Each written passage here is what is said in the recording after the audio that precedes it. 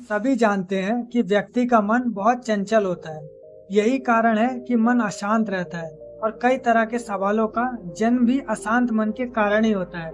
यदि आप जीवन में शांति चाहते हैं तो इसके लिए जरूरी है मन को शांत करना। लेकिन मन को शांत किया कैसे जाए? आजकल के नौजवानों को इतनी ज्यादा टेंशन हो रही है कि टेंशन की वजह से उनका किसी भी काम में मन नहीं लग रहा। वे हमेशा परेशान ही रहते हैं।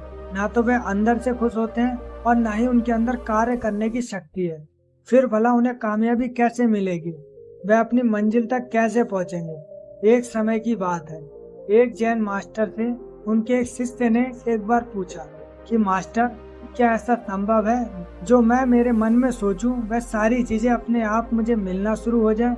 मास्टर बोले, ऐसा संभव तो है, लेकिन क्या इसके लिए तुम ये दो चीजें कर पाओगे? शिष्य मास्टर से बोला, क्या सच में ऐसा संभव होता है? अगर हाँ तो मास्टर मुझ पर कृपा करें, मुझे बताइए ऐसा होना कैसे संभव है। मैं इसके लिए सब कुछ करूँगा। मास्टर शिष्य से बोले, तो सुनो, तुम अपने मन में जो चाहो वह तुम्हें मिल जाएगा, लेकिन इसका पहला उपाय ये है कि तुम्हें अपने मन को अपने नियंत्रण में लाना सीखना होगा। जब तुम्हारा मन पूरी तरह से तुम्हारे काबू में आएगा तब उस दिन तुम्हें अपनी मनचाही चीजें मिलना शुरू होंगी। शिष्य बोला, लेकिन मास्टर, मन को बस में कैसे लाया जाता है और इस समस्या का दूसरा उपाय क्या है? मास्टर शिष्य से कहते हैं, मन को वश में लाने का सबसे पहला और सबसे महत्वपूर्ण उपाय अपनी इंद्रियों को संयमित करना। और तुम्हारी पांचों इंद्रियां जब तुम्हारे वश में होंगी तभी तुम अपने मन को वश में करने में कामयाब हो पाओगे। शिष्य कहता है, आप कहते हो कि इंद्रियों को काबू करने से हमारा मन हमारे काबू में आएगा और फिर जो मैं मेरे मन में सोचूं वह चीज मुझे मिलने लगेगी। लेकिन मास्टर, इंद्रियां तो मेरे काबू में है। मैं जैसे चाहूं वैसे अपने हाथों को, आंखों को या फिर पैरों को हिला सकता हूं। फिर मुझे जो चाहे वो चीज क्यों नहीं मिल पाती? मास्टर उस शिष्य से कहते हैं, बालक, तुम अपनी पांचों इंद्रियों की क्रिया के बारे में अपने मन में विचार कर रहे हो, लेकिन अपने पांचों इंद्रियों को अपने काबू में रखने का असली अर्थ ये है कि तुम्हें किसी भी भौतिक चीज का मोह न रहना।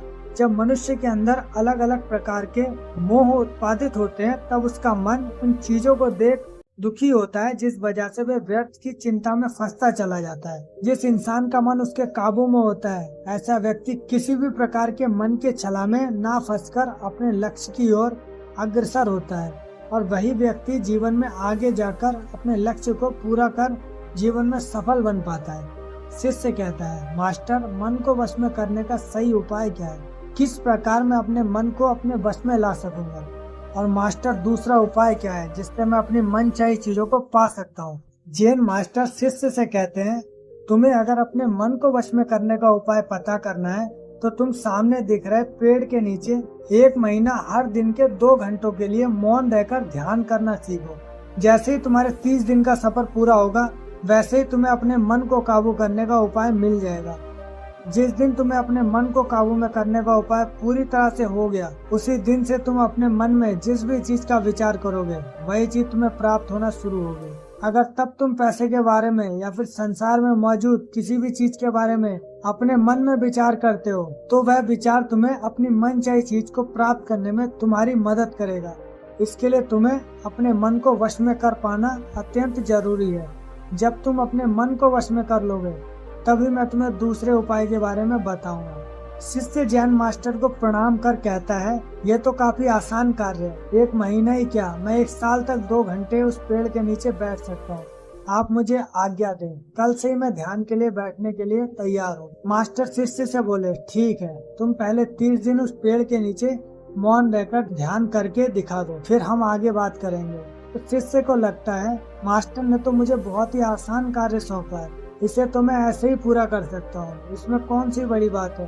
1 महीना पेड़ के नीचे ध्यान ही तो लगाना है, इसे मैं आसानी से कर सकता हूँ। शिष्य दूसरे दिन जब मास्टर को प्रणाम कर उस पेड़ के नीचे मौन रूप से बैठ गया, 3-4 दिन तक ऐसे ही चलता रहा। शिष्य हर दिन मास्टर के पास जाता है, उनको प्रणाम करता है और उस पेड़ के नीचे जाकर मौन रूप से ध्यान करना प्रारंभ करता है। लेकिन जब छठे दिन रोज की तरह शिष्य उस पेड़ के नीचे बैठने गया तब उस समय उसका मन बेकाबू होने लगता है। उसके मन में अलग अलग चीजों के विचार आना शुरू होते हैं। उसने अब तक जिस लोगों से बुरा बर्ताव किया था, अपने साथ रहे गुरुकुल में भाइयों को उसने हर बार कैसे मूर्ख बनाया और अपनी तारीफ करने के लिए गुरुजी को कब कब झूठ बोला, इन सारी बातों के विचार उसके मन में उत्पादित होने लगे, जिससे उसका पूरी तरह से ध्यान में लगना बहुत ही मुश्किल होने लगा। थोड़े दिन और बीते। आज उस शिष्य का मौन रहकर ध्यान करने का 17वां दिवस था, लेकिन उसके मन में बार बार आते हुए गलत विचार उसे ध्यान को ठीक से करने नहीं दे रहे थे। इसके लिए उसने मन में निर्णय किया कि मैं इस समस्या का हल जैन मास्टर से पूछता हूँ, उन्हें इसका हल जरूर पता होगा। 18वें दिन उसके मुंह पर आ रहे भाव देखकर जैन मास्टर पहले ही समझ चुके थे कि आज ये सिर्फ प्रणाम करने नहीं आया है, अपितु किसी समस्या का हल पूछने आया है।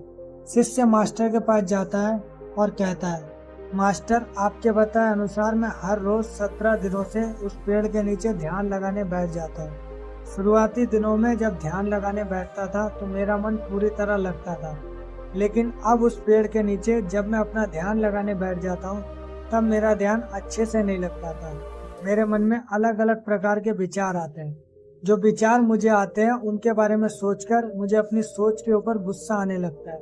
मैंने अपने गुरु भाइयों के साथ कितना गलत किया, कितनी बार मैंने आपसे प्रशंसा की खातिर झूठ बोला। ये सभी गलत विचार मुझे अंदर से दुखी करते हैं और मेरा ध्यान टूट जाता है। मैं सोचने लगता हूँ कि मैं कितना गलत था, जिसकी वजह से मेरा ध्यान पर मन लगना तो दूर, मैं ध्यान करते समय इन्हीं विचारों से जूझता रहता हूँ और मुझे इन गलत विचारों को अपने मन से पूरी तरह खत्म करने में सहायता कीजिए। मास्टर शिष्य से कहते हैं, तुम्हें जब मैंने पहले दिन मौन रहकर पेड़ के नीचे बैठने के लिए कहा था तब तुम्हारे मन में किसी भी प्रकार का विचार नहीं आ रहा था, लेकिन अब 18 दिन बीतने के बाद तुम्हारे मन में अपनी गलतियों के विचार उत्पादित हो चुके हैं, जिसका कारण एक ही है। जब तुम अपने गुरु भाइयों के साथ मस्ती करते थे और सबको अपनी तारीफ करने के लिए झूठी कहानी सुनाते थे, तब तुम शांत रह रहे अपने मन से बातें ना कर पाए। पूरे दिन गुरु भाइयों के सामने बड़ाई करने में समय व्यतीत करते थे, लेकिन जब से तुमने अपने मन से बातें करना प्रारंभ किया है तब से तुम्हें अपने आप ही अपनी गलतियों के बारे में विचार आने शुरू हुए, जिसका कारण एक ही है। व्यक्ति अपने आप से किसी भी सवाल को पूछता नहीं है।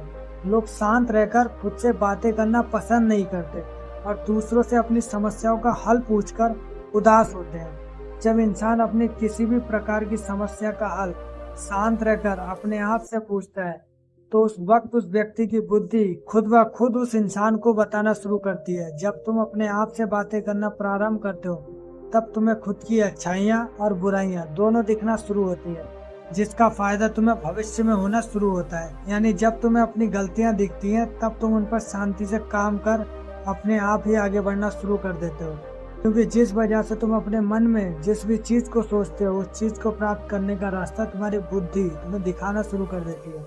मास्टर कहते हैं, इसीलिए मैंने पहले ही तुम्हें बताया था, जैसे जैसे तुम शांत रहकर अपने मन से विचार करना शुरू करोगे वैसे वैसे तुम्हें अपनी मनचाही चीजें मिलना शुरू होंगी।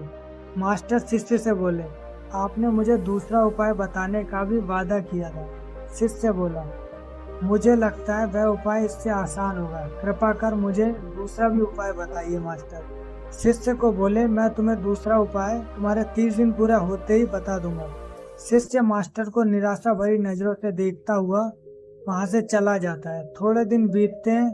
आज उस शिष्य के 30 दिन पूरे हो चुके थे। शिष्य मास्टर के पास चला जाता है और मास्टर से पूछता है, मास्टर, मुझे मेरा मन इतना हल्का क्यों लग रहा है? आज मेरे मन में पहले से कम विचार आते हैं और मेरे मन में किसी भी चीज को प्राप्त करने का मोह भी नहीं है। लेकिन मास्टर, दूसरा उपाय क्या था जिसे आपने उस दिन नहीं बताया? मास्टर उस शिष्य से कहते हैं, दूसरा उपाय था ही नहीं, बस मैंने तो तुम्हें इसीलिए दूसरे उपाय के बारे में बताया था क्योंकि तुम ध्यान के इस 30 दिन में भटक ना जाओ।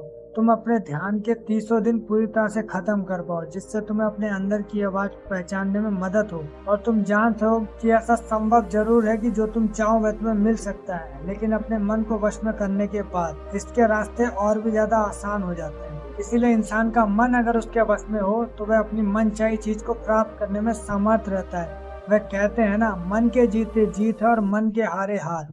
इसीलिए मन को काबू में करना सीखो, शांत रहो, हर दिन ध्यान करो, एक्सरसाइज करो, तभी तुम्हारी दिनचर्या बदलेगी। जब तक तुम अपने मन को शांत नहीं कर लेते तब तक तुम जीवन में कुछ भी नहीं कर सकते। कुछ पाने के लिए मन का शांत होना जरूरी है, और तब तुमको हर वह चीज मिलेगी जो तुम सोचोगे। जितना जल्दी आप मन को काबू कर लेंगे, उतना जल्दी आप अपना जीवन बदल दोगे।